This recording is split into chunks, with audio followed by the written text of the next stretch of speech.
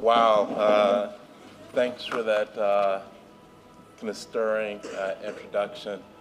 And you do truly, Caleb, represent the kind of best in Northeastern and our law school.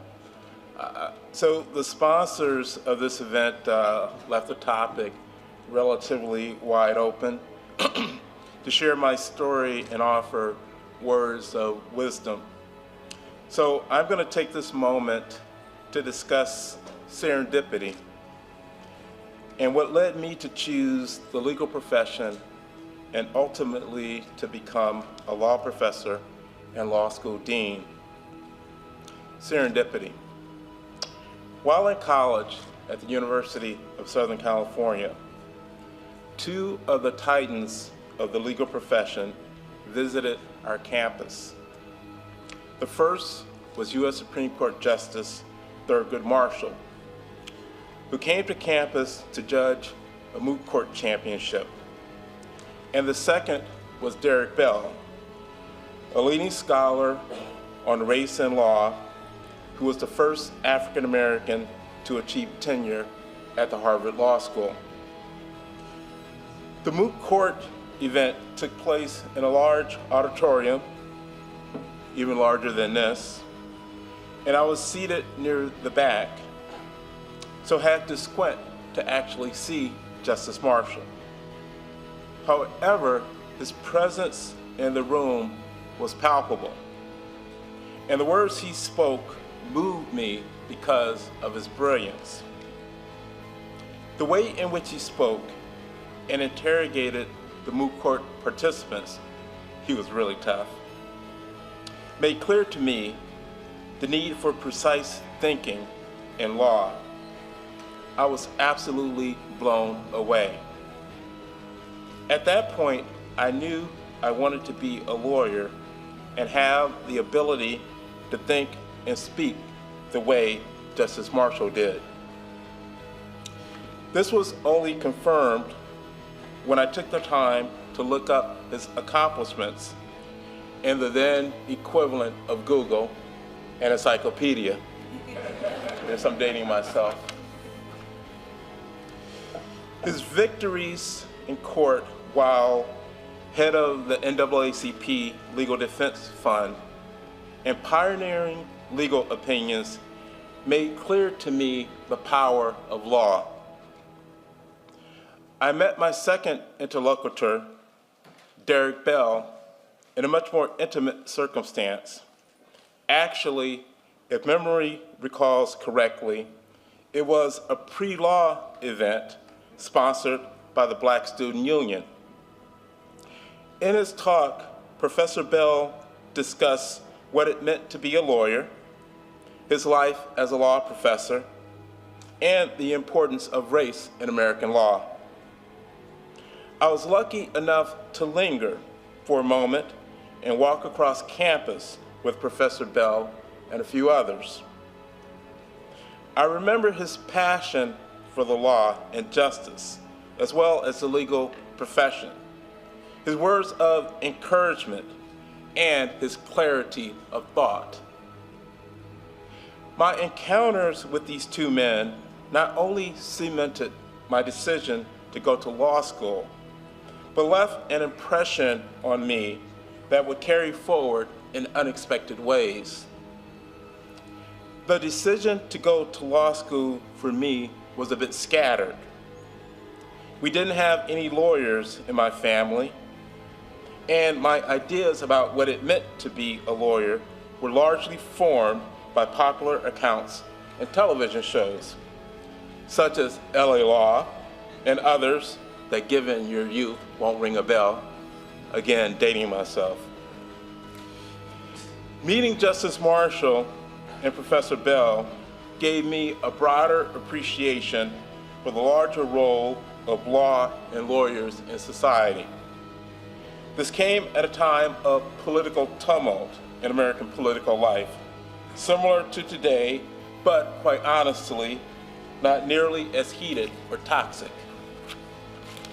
Ronald Reagan was leading a conservative revolution in American politics that included the racialized rhetoric of welfare recipients depicted as lazy and fraudulent, the notorious welfare mom driving a Cadillac, framing African American men in particular as inherently criminal, and an assault on affirmative action as unfairly rewarding people of color and disadvantaging whites.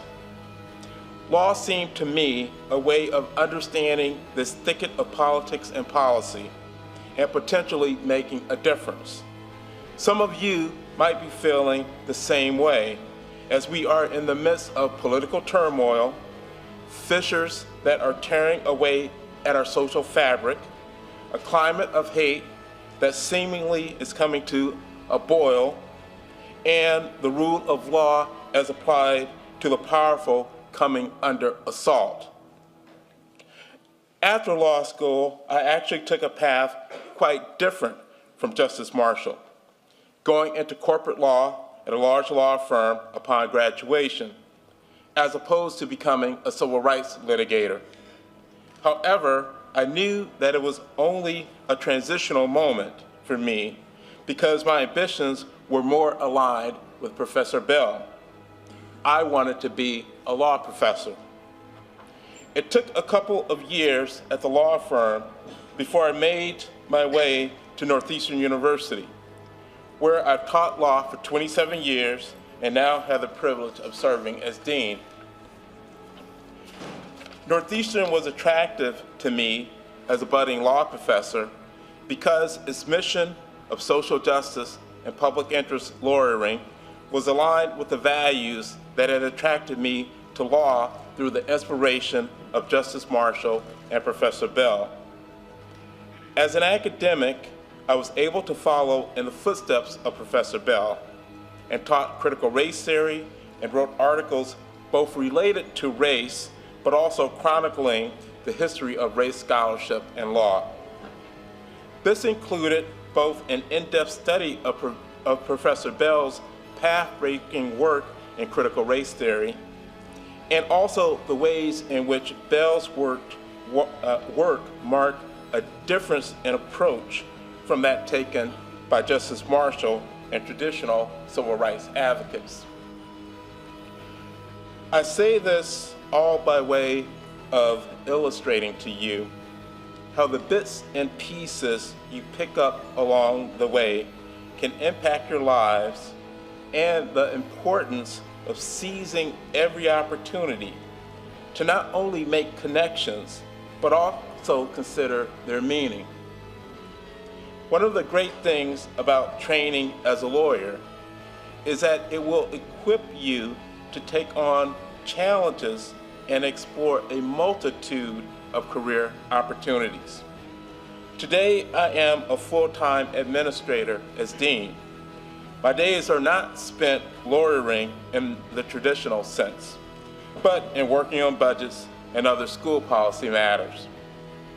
I have the privilege of leading a law school that ranks #1 in practical training and #2 in public interest training. Our school is the leader in learning by doing. Social justice is our core mission, which we infuse into all aspects of classroom and community. We train lawyers for a myriad of professions, including corporate law, with the mindset that every attorney should contribute in one way or another to the public interest.